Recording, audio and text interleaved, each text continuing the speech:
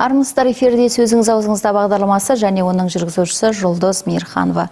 Бүгін біздің студияның қонақтарымен таныс болыңыздар. Қобда ауданындағы Исатай Тайманов атындағы гимназиясының мұғалімі Атамұратова Жансұлу Маратқызымен және осы мектептің оқушысы Ақбота Қожаниязова Асылбекқызы келіп отыр.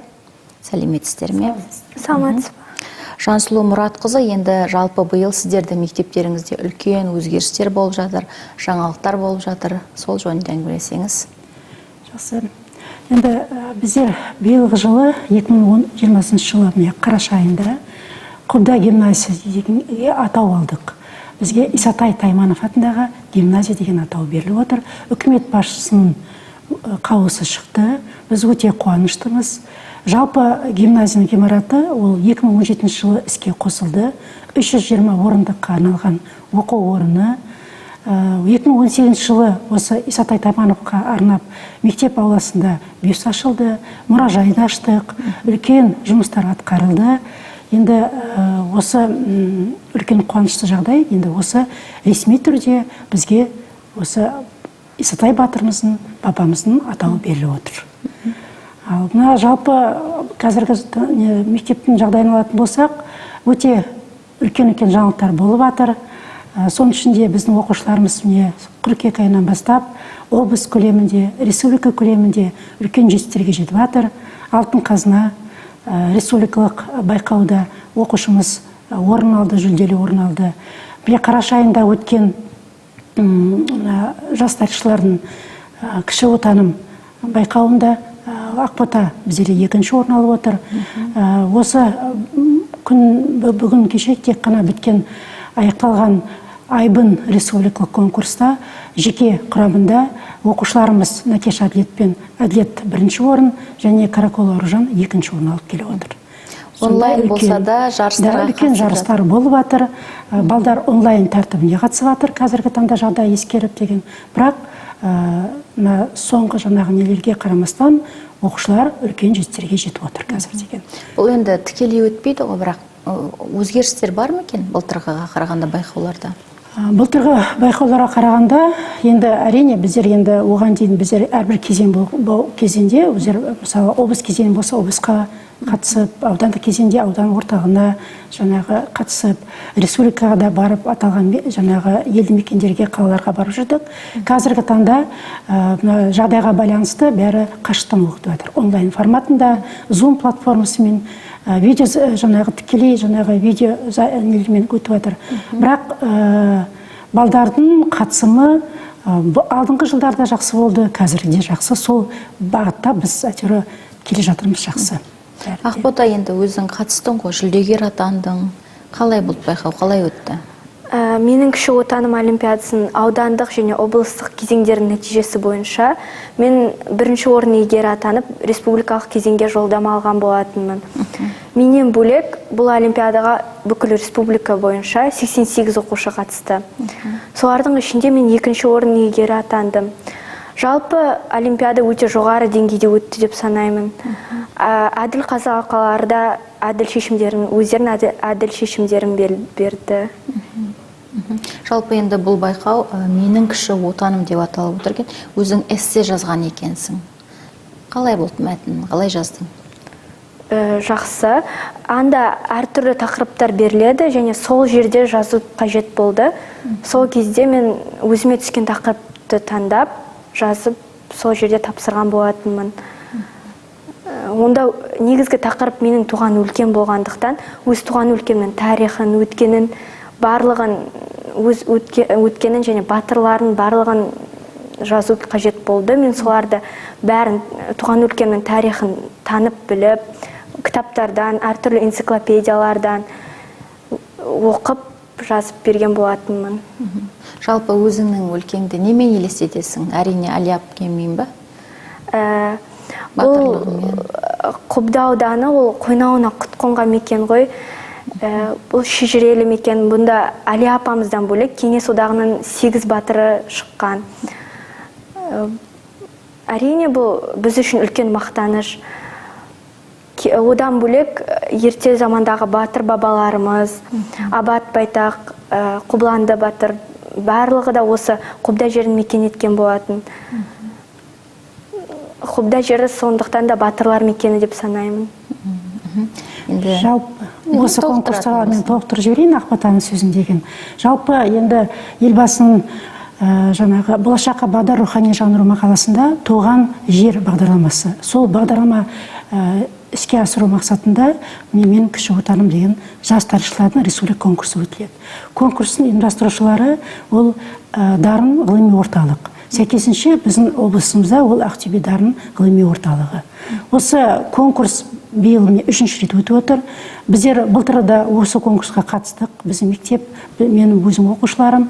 Былтыр да біздер жетістікке жеттік, бірінші орын алдық. Биыл енді бірінші орын алып, жолдама республикаға алдық. Сол республикадан осындай үлкен нәтижеге келіп отырмыз. Жалпы осы конкурстың мақсаты балдарда қазақстандық патриотизм, елімге деген өз кіші отанға деген сүйіспеншілік. Осы конкурстың мақсаты осындай дарынды балдарды анықтау.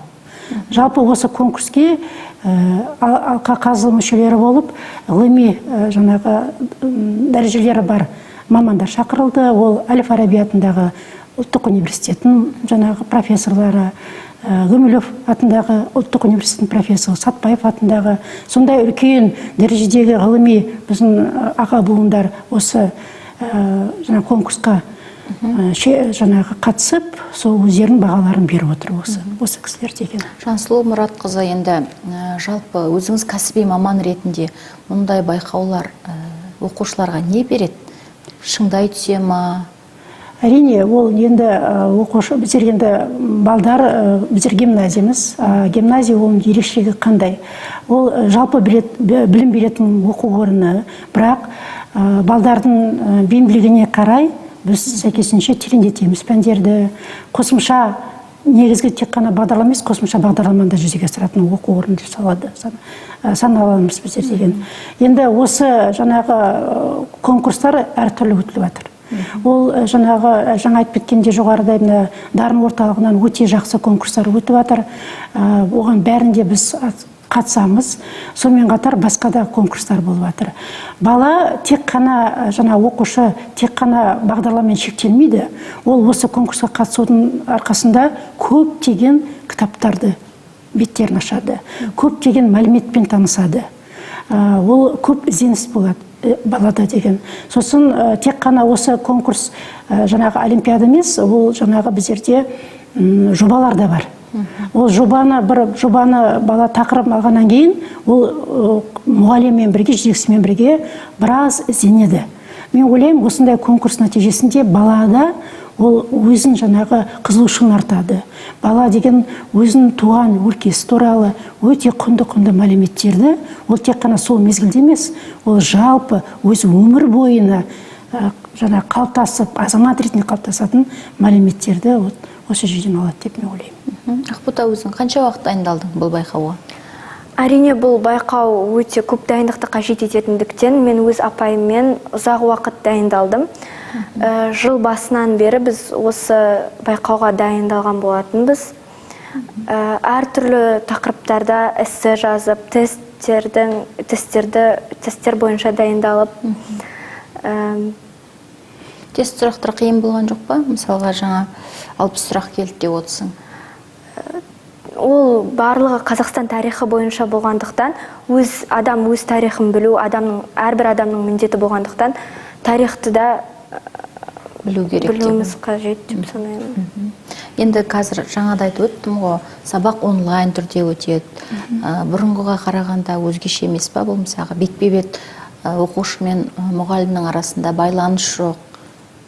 Әрине, енді біздерде де жаңа мектепте екі форматта өтіп жатыр жұмыстар деген. Енді бірінші 5-ші класс арасында біздерде кезекші класстар, ал 6 мен 11-де енді онлайн форматында біздер енді жұмыс жасап жатырмыз. Әрине, біз балдарды сағынамыз, балдар біздерді сағынады. Біз аса күтіп отырмыз, когда жаңа енді біздің елімізде жағдай бәрі тұрақты болсын деп, соны тілеп отырмыз бәрімізде. Оның ерекшелігі бар, әрине. Осылай қасымызда отырып, көз алдымызда отырған балдарға сабақ берген ол бір, ал жаңағы экран арт жағынан отырып сабақ берген ол бір басқаша енді. Бірақ оғанда да біз енді бейімделіп болдық, оқушылар да оған бейімделіп болды. Сондықтан енді бірінші кезеңде енді кішкене қиындық болды. Қазір енді біздер оның да енді қырын сырын біліп, жайлап, біртіндеп үйрендік. Соның нәтижесі деп мен ойлаймын. Мына соңғы міне 3 жетістік, үлкен жетістік республика көлемінде, ол енді осы онлайн форматында өтіп тұрған жетістік.